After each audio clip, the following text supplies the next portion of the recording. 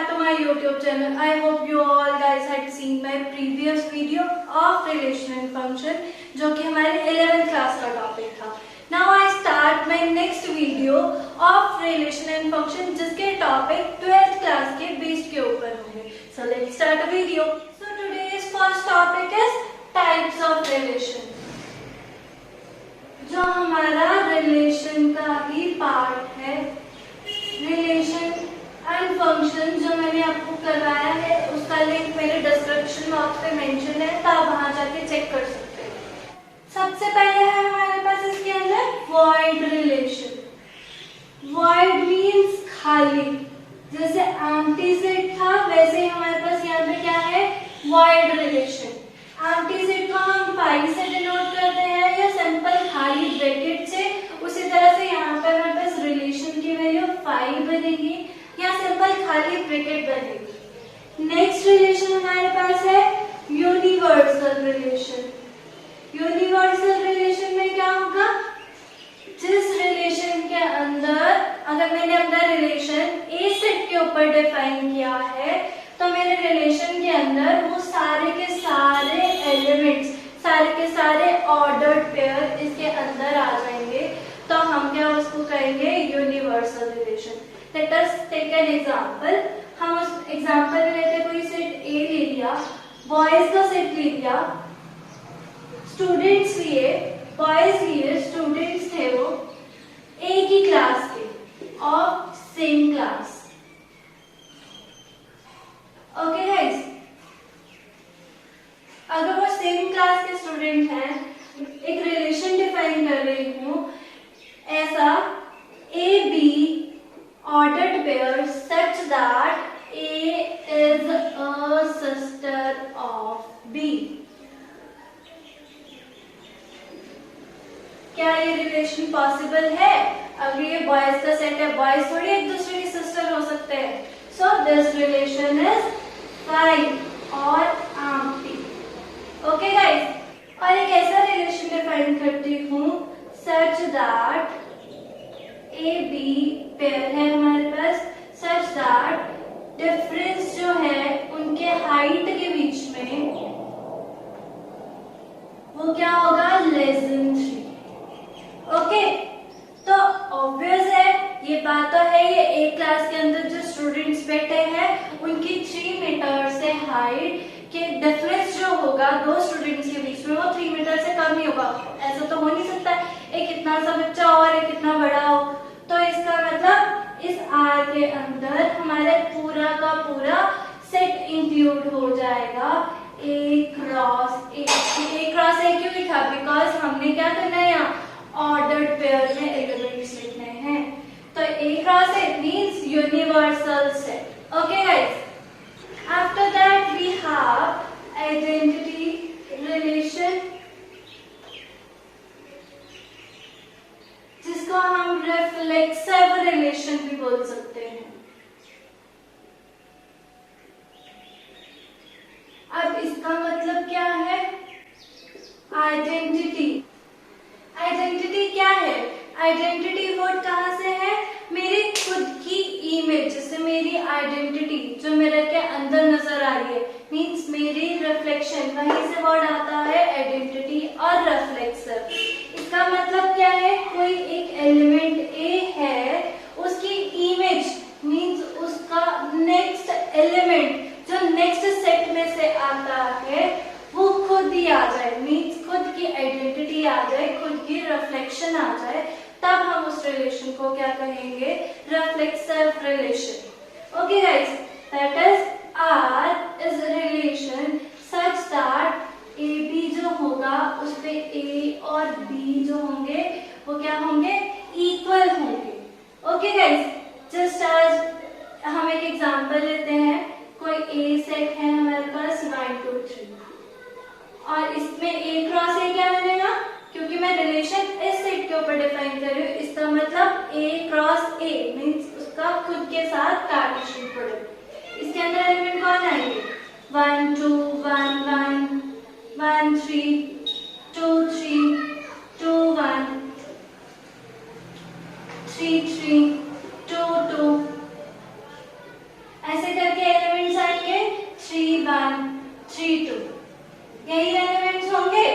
इसमें से खुद के साथ किसका रिलेशन है? 1 1 का, 2 2 का और 3 3 का। तो हमारे रिलेशन के अंदर कौन से एलिमेंट आ जाएंगे?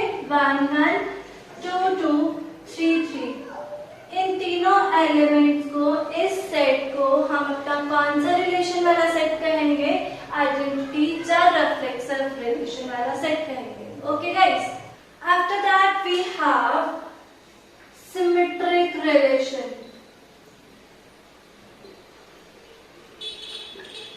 सिमेट्रिक रिलेशन, इसके अंदर क्या आएगा?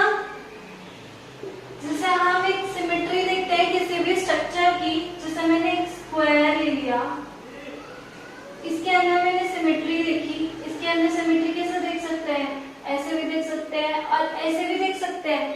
Means upper half is equals to lower half, left side is equal to right hand side. इसी तरह यहाँ पे हमारे पास सिमेट्रिक रिलेशन में कौन आएगा?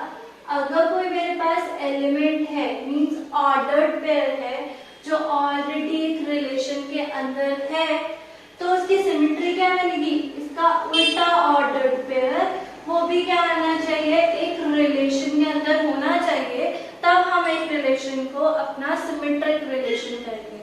जैसे मैंने पीछे एग्जांपल ली थी, कोई ए सेट ले लिया जिसके अंदर 1 2 3 एलिमेंट थे। अब 2 एलिमेंट्स के ऊपर निकाल देते हो, तो ए क्रॉस ए के अंदर एलिमेंट कौन से आ गए? एक 1 1, एक 1 2, एक 2 1, एक 2 2। ये 2 एलिमेंट्स तो हमारे किसके अंदर चले गए? रिफ्लेक्सिव रिलेशन के अंदर चले गए। ये अगर एलिमेंट यहाँ पड़ा है तो इसका उल्टा, मींस इसके सिमेट्रिक पार्ट, एक जैसे दिखने वाले पार्ट, वो भी इसके अंदर होने चाहिए। ये है ना, इसके अंदर 1 2 है और 2 1 है। 1 1 है, 1 1 को उल्टा करेंगे 1 1 होगा। 2 2 है, 2 2 का उल्टा करेंगे वो भी अगेन 2 2 होगा। तो ये पूरा का पूरा ए क्रॉस ए वाला सेट हमारा रिलेशन के अंदर चला गया। कौन से वाले रिलेशन के अंदर? सिमेट्रिक रिलेशन के अंदर। Okay guys, after that we have one more type of relation which is transitive relation. Transitive relation क्या है? जैसे आप छोटे क्लासेस से सुनते आ रहे हो, ए अगर बी के बराबर है, बी अगर सी के बराबर है, तो यहाँ से ए और सी भी आपस में इक्वल हो जाते हैं। ये चीज, तो इस चीज को हम क्या कहेंगे? ये ट्रांजिटिव है। ये एलिमेंट्स के ऊपर है, यहाँ पे हम किसके अंदर करेंगे? ऑर्डर्ड पेयर के ऊपर करेंगे। अगर हमारे पास कोई ए बी एलिमेंट है, वो ऑलरेडी एक रिलेशन के अंदर है, और कोई बी सी वाला पेयर, ऑर्डर्ड पेयर, ये भी रिलेशन के अंदर है, तो ए और सी वाला ऑर्डर्ड पेयर अगर उस रिलेशन में आ जाता है, तो उस रिलेशन का नाम क्या हो जाएगा? Transitive relation. Okay guys, just यही एग्जांपल देख लेते हैं। अगर 1 1, इसको मैं अपना ए बी वाला पेयर बोल देती हूँ, ऑलरेडी है ना रिलेशन के अंदर, इसको आर नाम दे दो, और इसके साथ एक और पेयर रहते हैं 1, मतलब बी वाला पार्ट हमारा क्या रहना चाहिए? सेम। तो 1 2 उठा ले, तो 1 2 बिलोंग्स टू आर, इसका मतलब होता है बिलोंग्स टू। अगर ये ए बी वाला पेयर रिलेशन में है, बी सी वाला पेयर रिलेशन में है, तो चेक करते हैं क्या 1 2 ए और सी क्या रिलेशन में है? तो है ना ये 1 2 ऑलरेडी इस सेट के अंदर, तो फिर ये क्या हो जाएगा? Belongs to are. मींस ये वाला सेट रिफ्लेक्सिव भी है, ट्रांजिटिव भी है और सिमेट्रिक भी है। ओके गाइस, अगर किसी केस में कोई रिलेशन रिफ्लेक्सिव भी बन जाता है, सिमेट्रिक भी बन जाता है और ट्रांजिटिव भी बन जाता है, उस रिलेशन का नया नाम पड़ जाता है इक्विवेलेंस रिलेशन। तो इक्विवेलेंस रिलेशन अगर किसी क्वेश्चन में अगर हमें प्रूफ करना आएगा, तो हम क्या प्रूफ करेंगे? This relation is symmetric, this relation is reflexive and this relation is also transitive। जैसे ये क्वेश्चन था, आपको इस सेट के बारे में पूछा था और एक मैंने रिलेशन लिया ये वाला, इस रिलेशन के अंदर हमने देखा ये रिफ्लेक्सिव भी है, ट्रांजिटिव भी है और सिमेट्रिक भी है। Okay guys, let us take an another example of equivalence relation. एक हम एग्जांपल लेते हैं, L1 is L1 is related to L2, जिसमें हमारे पास L1 और L2 क्या है, लाइंस है एक प्लेन के ऊपर। ओके गाइस, जस्ट आज ये प्लेन है, इसके ऊपर एक लाइन में ड्रॉ करूंगी तो ये क्या है, लाइन होगी एक प्लेन के ऊपर। अगर L1 रिलेशन के साथ है, किस तरह से रिलेटेड है L2 के साथ, as L1 is perpendicular to L2। मेरा रिलेशन क्या डिफाइन है, L1 is perpendicular to L2। एक लाइन दूसरे के क्या होनी चाहिए, परपेंडिकुलर होनी चाहिए। तो इसके अंदर हमें तीन चीजें प्रूव करनी है। What are these? फर्स्ट हमने प्रूव करना है क्या ये रिफ्लेक्सिव है, चेक करते हैं क्या रिफ्लेक्सिव है, रिफ्लेक्सिव रिलेशन। तो इसके अंदर हम क्या चेक करेंगे कि L1 क्या परपेंडिकुलर है L1 के, यहाँ पे L2 की बजाय हम क्या लेके चलेंगे, L1। मुझे चेक करना है क्या L1 is perpendicular to L1 है। आप खुद बताओ क्या एक लाइन अपने आप के परपेंडिकुलर हो सकती है, नहीं ना। तो इसका मतलब ये जो R है हमारा रिलेशन इज नॉट रिफ्लेक्सिव, ये रिफ्लेक्सिव नहीं है। After that we have second thing, वो हमारे पास क्या है, सिमेट्रिक रिलेशन। अब चेक करेंगे क्या हमारे पास ये रिलेशन सिमेट्रिक है। तो सिमेट्रिक के लिए क्या बोला था, ये L1 जो L2 के साथ रिलेशन में ऑलरेडी है, means L1 is perpendicular to L2 already है। तो हमें चेक क्या करना है, इसका उल्टा, क्या L2 भी L1 के परपेंडिकुलर है, और अगर होगी तो ये रिलेशन में चली जाएगी। एक लाइन ये इसके परपेंडिकुलर है, तो ये लाइन इसके परपेंडिकुलर भी है ना। This line is perpendicular to this line, तो this line is also perpendicular to this line. तो इसका मतलब ये क्या हो गया, सिमेट्रिक हो गया। मींस L2 और L1 belongs to R, means L1 और L2 belongs to relation। therefore R हमारे पास क्या हो गया, सिमेट्रिक हो गया, सिमेट्रिक रिलेशन। इसके बाद हमारे पास क्या है, थर्ड पॉइंट, इसको हमें चेक करना है क्या ये हमारे पास ट्रांजिटिव है। ट्रांजिटिव के लिए क्या करना पड़ेगा, एक L1 और एक L2 ऑलरेडी बने गए ये रिलेशन में है, मींस L1 लाइन जो ऑलरेडी परपेंडिकुलर है L2 के। एक और चीज है, L2 is perpendicular to L3, means L2 is also related to L3। L2 के परपेंडिकुलर कोई लाइन ले लेते हैं, सपोज मैंने यहाँ ले ली, दिस वन इज L3। तो मुझे चेक करना है क्या मेरी L1 line perpendicular to L3 है। तो यहाँ से हमें जो नजर आ रहा है वो क्या है, L1 और L3 आपस में क्या आ रहे हैं, पैरेलल। अगर ये पैरेलल है तो L1 और L3 हमारे रिलेशन में नहीं जाएंगे। अगर ये रिलेशन में नहीं जाएंगे तो this relation is not transitive. Okay guys, after the type of relation we have different type of function, but उन functions को पढ़ने से पहले मुझे ये चेक करना है क्या मेरा ये function है कि नहीं। जैसे मैंने अपनी लास्ट वीडियो में आपके साथ डिस्कस किया था, एरो डायग्राम के थ्रू दिस फंक्शन, ये फंक्शन है कि नहीं है। इसी तरह से यहाँ पे हमारे पास एक है वर्टिकल लाइन टेस्ट। आप यहाँ पे डिफरेंट ग्राफ्स देख सकते हो जो आपके सामने आ रहे हैं। इन ग्राफ्स में एक चीज है, vertical line test, means vertical line के साथ कुछ करेंगे। मैंने ग्राफ ले लिया, कोई फंक्शन है हमारे पास f of x, जिसका मैं ग्राफ सपोज ये बना देती हूँ। तो एक वर्टिकल लाइन चेक करेंगे क्या ये मेरे ग्राफ को, मींस f of x को कितने पॉइंट्स पे कट कर रही है।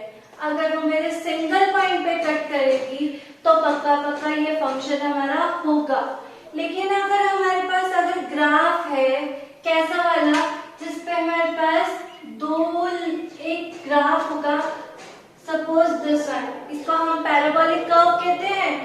अगर ये वर्टिकल लाइन यहाँ पे मेरे 2 पॉइंट्स के ऊपर कट कर रही है तो हम इस ग्राफ को अपना फंक्शन नहीं कहेंगे। This is not a function. इसी तरह से हमारे पास डिफरेंट टाइप ऑफ फंक्शन पे भी होगा। After that we have different types of function. तो टाइप्स ऑफ फंक्शन कौन से हैं? टाइप्स ऑफ फंक्शंस, सबसे पहले है हमारे पास वन फंक्शन, उसके बाद है हमारे पास many one function,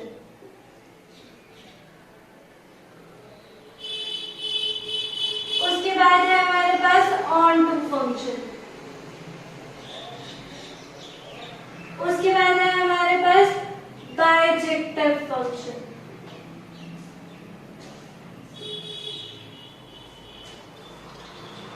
okay guys, इसके बाद हम देखेंगे in different type of function का मतलब क्या है। जैसे हमने एरो डायग्राम बनाई थी फंक्शन को डिफाइन करने के लिए, इसी तरह से हम one function, many one function, इन सबको एरो डायग्राम से रिप्रेजेंट करके देखेंगे। मैंने यहाँ पे ले लिए कुछ एलिमेंट्स, यहाँ लिया 1 2 3 4 A B C D, यहाँ पे लिया 1 2 3 4 A B C D, यहाँ पे लिया 1 2 3 4 A B C D, यहाँ पे भी लिए 1 2 3 4 A B C D। Okay guys, अब यहाँ चेक करते हैं क्या कौन सा फंक्शन बनेगा। अगर वो फंक्शन है तो इनमें से कौन सी टाइप है। अगर मैंने वन को a के साथ ऑर्डर पेयर किया, इसका मतलब 1 goes to a, two goes to b, 3 goes to c and 4 goes to d। इस तरह से ये देखते हैं 1 goes to a, 2 goes to a, 3 goes to c and 4 goes to d। एक एग्जांपल लेते हैं 1 goes to a, 2 goes to b and 2 goes to c also, 3 goes to d। Okay guys, यहाँ से हम लेते हैं 1 goes to a, 2 goes to b, 3 goes to c and 4 goes to c।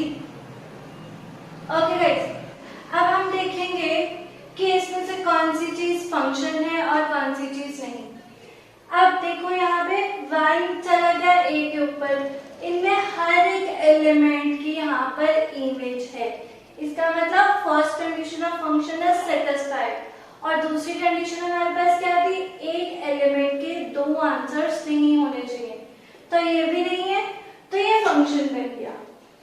यहाँ पे चेक करते हैं, यहाँ पर भी क्या है, ये भी फंक्शन बन गया। फर्स्ट और सेकंड कंडीशन सेटिस्फाइड हो रही है, लेकिन इस केस में इस एलिमेंट की यहाँ इमेज नहीं है, तो ये हमारा फंक्शन नहीं बनेगा। ये अगेन फंक्शन बन चुका है। ओके, बट यहाँ देखो अब इसमें से कौन सी टाइप है ये हमें ढूंढनी है। तो ये है 1 goes to a, 2 goes, याद देख रहे हो यहाँ पे सिंगल एलिमेंट सिंगल इमेज के ऊपर जा रहा है।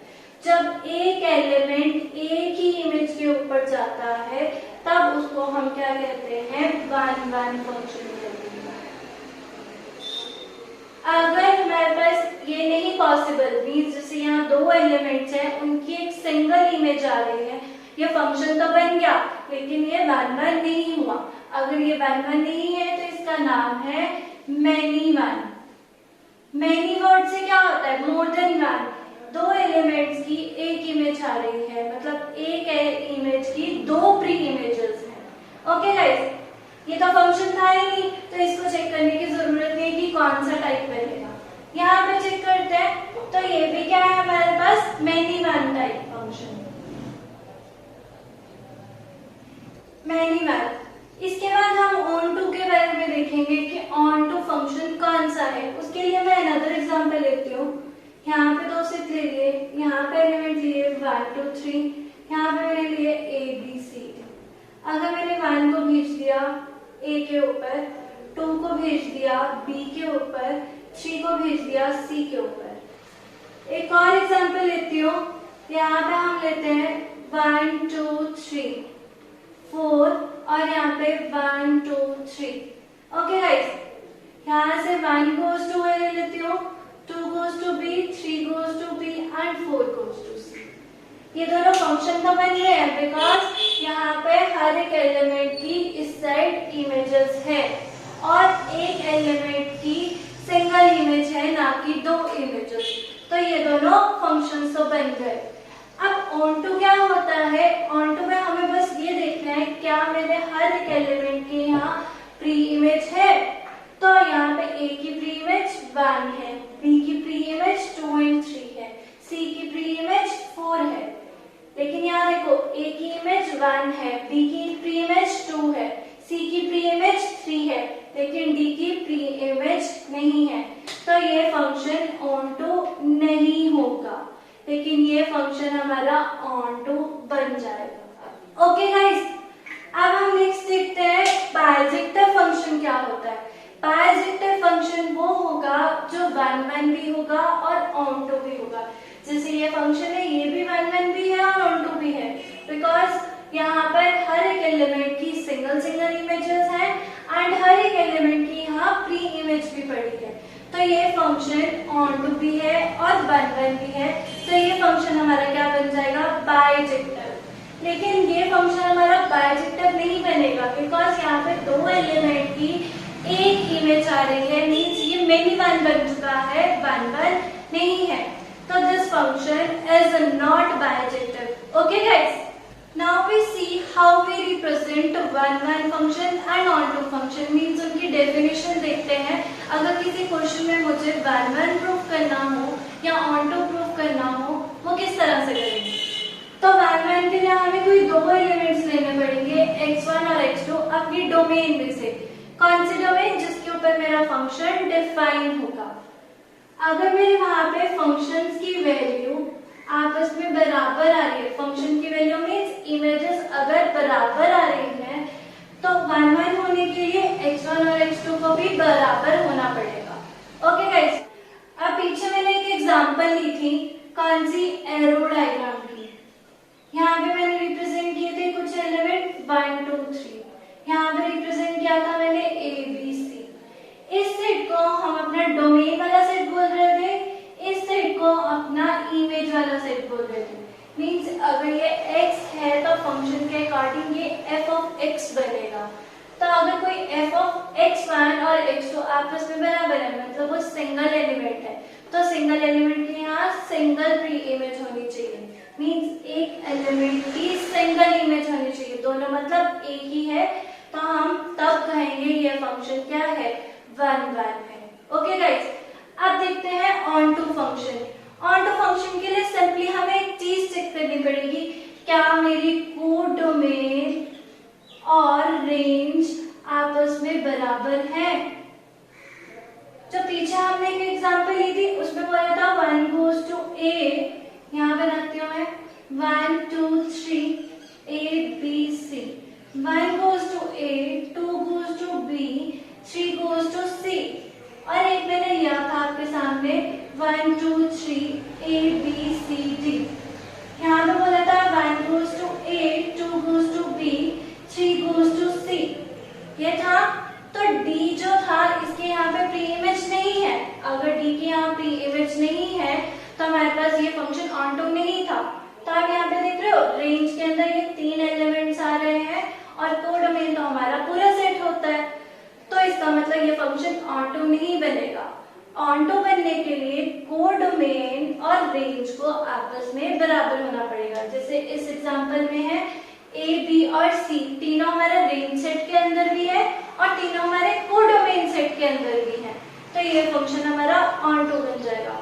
तो मुझे किसी डेफिनेशन को लिखना है, ऑन टू की डेफिनेशन को लिखना है, तो उसमें हम बोलेंगे the function is onto when the codomain is equal to range set. Okay guys, let us take an example to check whether the function is 1 1 and on to or not। उसके लिए मैं एक function उठाती हूँ from natural number two natural number. Function means mapping, एक domain set से एक range set, जो मेरी डोमेन सेट भी नेचुरल नंबर है और रेंज सेट भी नेचुरल नंबर है। फंक्शन किस तरह से डिफाइन किया मैंने? f of x is equals to 2 of x। ये फंक्शन मैंने डिफाइन किया।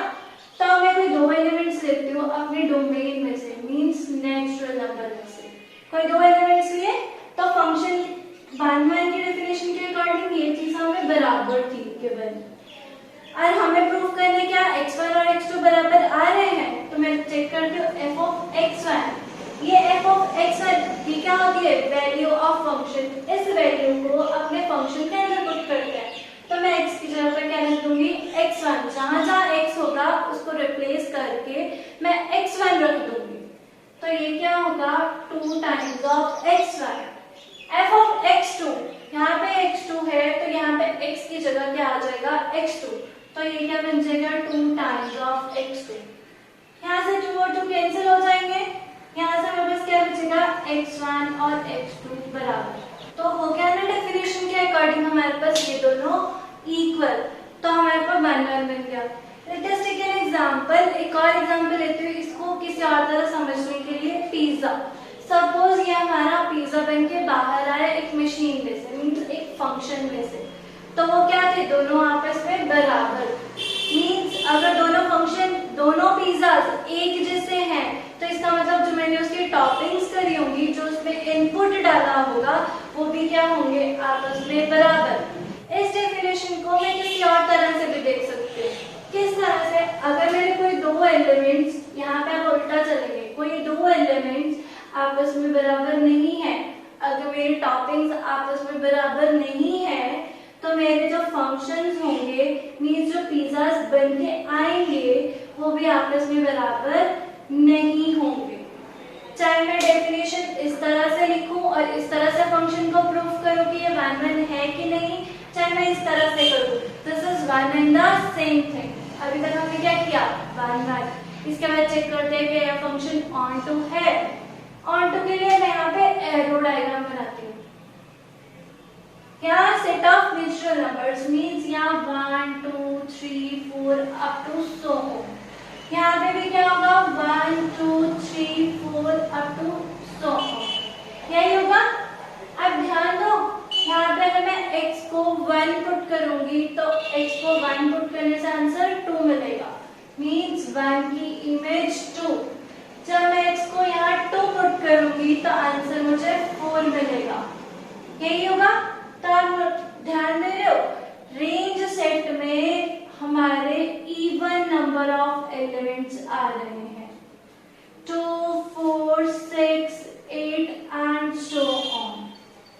बट जो कोडोमेन वाला सेट था वो तो पूरा सेट ऑफ नेचुरल नंबर्स था, मींस 1 की प्री इमेज नहीं है, 3 की प्री इमेज नहीं है, 5 की प्री इमेज नहीं है, तो therefore this function is not onto as codomain of the set is not equal to range of the set. Okay guys, एक और एग्जांपल लेते हैं जो सेम ही होगी, बट अब इसमें हमें क्या मिलेगा 1 भी मिलेगा और ऑन टू भी मिलेगा। मींस मेरा क्वेश्चन किस तरह का है कि अगर कोई मेरा फंक्शन रियल नंबर से रियल नंबर है, f ऑफ x की वैल्यू 2 ऑफ x दे रखी है, तो मुझे प्रूफ करना है this one is 1 and on to, means this function is bijective। तो लेके चलते हैं, f ऑफ x कहाँ से कहाँ तक है हमारा, क्या है 2 ऑफ x है, जिसमें मेरा फंक्शन कैसे डिफाइन है, एक रियल नंबर से रियल नंबर पे डिफाइन। जैसे हमने पीछे लिया कोई दो एलिमेंट्स ले लिए थे x1 और x2 जो मेरे डोमेन में से आ रहे थे। यहाँ पे डोमेन क्या है, मेरी रियल नंबर है। अगर ये रियल नंबर में से आ रहे हैं, मुझे डेफिनेशन के अकॉर्डिंग क्या करना है, इन दोनों को इक्वल लेके चलना है। 1 की डेफिनेशन ऐसी थी ना, f of x1 is equal to f of x2, यहाँ से मिल गया 2 times of x1 equals to 2 times of x2, x1 x1 x1, तो ये बन गया 2 टाइम्स ऑफ x1। यहाँ से 2 कैंसिल, x1 और x2 आपस में क्या आ गए equal, therefore this function is 1। अब ये फंक्शन हमारा ऑन टू भी तो बन रहा है। अगर यहाँ पे फिर से मैं एरो डायग्राम बनाती हूँ, यहाँ भी सेट ऑफ रियल नंबर्स होंगे, यहाँ भी सेट ऑफ रियल नंबर्स होंगे। अगर यहाँ पे मेरे पास कोई एलिमेंट है 1 के लिए यहाँ मेरी प्री इमेज होगी 1/2, बिकॉज मैं देखूंगी 1 कैसे बन रहा है। यहाँ पे 1 बनेगा जब यहाँ पे 2x के बराबर होगा, तो यहाँ से x की वैल्यू क्या आ जाएगी 1/2। मीन्स जब मैं x को यहाँ 1/2 रखूंगी तो f ऑफ x की वैल्यू क्या मिल जाएगी, मुझे 1 मिल जाएगी। इसका मतलब 1 की प्री इमेज भी है, इसी तरह से 3 की प्री इमेज भी होगी और हर एक रियल नंबर की यहाँ पीछे प्री इमेज भी होगी। लेकिन इस चीज को लिखते कैसे हैं, अब वो चेक करते हैं। अब जैसे मैंने अपनी पिछली वीडियो में आपको बताया था, जब मुझे रेंज निकालनी थी तो मैंने f ऑफ x को y पुट किया था। अगर आपको नहीं याद, आप अपनी मेरी डिस्क्रिप्शन बॉक्स में जाके वहां लिंक है दिया हुआ, वहां जाके चेक कर सकते हो। f ऑफ x की वैल्यू y है, तो y क्या हो गया यहाँ से 2x, तो यहाँ से x की वैल्यू क्या बन गई y/2। x को अलग कर दिया इन टर्म्स ऑफ y। अब ये x की वैल्यू मैं यहाँ आगे पुट करूं, यहाँ से क्या आएगा y/2। x को मैं रिप्लेस कर रही हूँ y/2 के साथ, तो ये क्या बन गया 2 of y/2। तो यहाँ से मुझे क्या मिल गया y। इसका मतलब फॉर एवरी y, हर एक y के लिए y क्या है मेरा, जो इस साइड इमेज वाला एलिमेंट है, means f of x is equal to y। For every y जो किसको बिलोंग कर रहा है, रियल नंबर को बिलोंग कर रहा है, there exist x such that वो किसके बराबर है y/2 के बराबर है। Therefore function is onto. अगर ये फंक्शन 1 भी हो गया, ऑन टू भी हो गया, तो therefore this function is bijective. Okay guys, जैसे हमने फंक्शन के लिए एक वर्टिकल लाइन टेस्ट किया, वैसे जो हमने अभी क्वेश्चन डिस्कस करे फंक्शन के, एक और क्वेश्चन ले लेते हैं जिसको हम ग्राफ के साथ डिस्कस करेंगे। सपोज मैंने f ऑफ x की वैल्यू ले ली, x² ले लिया, और f कहां से कहां तक डिफाइंड है मेरा, रियल नंबर से रियल नंबर तक। तो मैं ग्राफ को लिखती हूँ और इसका ग्राफ ड्रॉ करूंगी, तो मेरे को यहाँ से पता है इसका ग्राफ कैसा होगा, ऐसा होगा, यही होगा। अब इधर देखो, अगर मैं x की वैल्यू -1 पुट करूं और यहाँ से x की वैल्यू 1 पुट करूं, y की वैल्यू यहाँ से मुझे क्या मिल रही है 1 मिल रही है। इस साइड से भी मुझे y की वैल्यू क्या मिल रही है 1 मिल रही है। -1 का स्क्वायर 1, 1 का स्क्वायर 1, मीन्स 2 x वैल्यूज के लिए एक y की वैल्यू मिल रही है। Therefore this function is not 1/1. Similarly we have on to। अब यहाँ पे देखो ये y एक्सिस है, मीन्स ये f ऑफ x है, मीन्स ये कौन सी है, कोडोमेन वाली सेट की लाइन। अगर ये कोडोमेन वाले सेट की लाइन है तो कोडोमेन और रेंज बराबर होनी चाहिए थी। कोडोमेन ये पूरी लाइन है, लेकिन रेंज हमारी कौन सी है, सिर्फ ऊपर वाले के लिए रेंज आ रही है, तो हमारे नेगेटिव वैल्यूज के लिए प्री इमेजेस नहीं है। Therefore this function is not onto। Okay guys, I hope आप सबको सारे टॉपिक्स की समझ लग गई होगी जो मैंने आज डिस्कस किए। What are the types of relation, what are the types of functions, vertical line test और ग्राफ के थ्रू फंक्शन जो हमने किया, और जो मैंने पिज्जा की एक एग्जांपल ली। So that's all for this video. I hope you like it, share it and subscribe it. Thank you so much guys.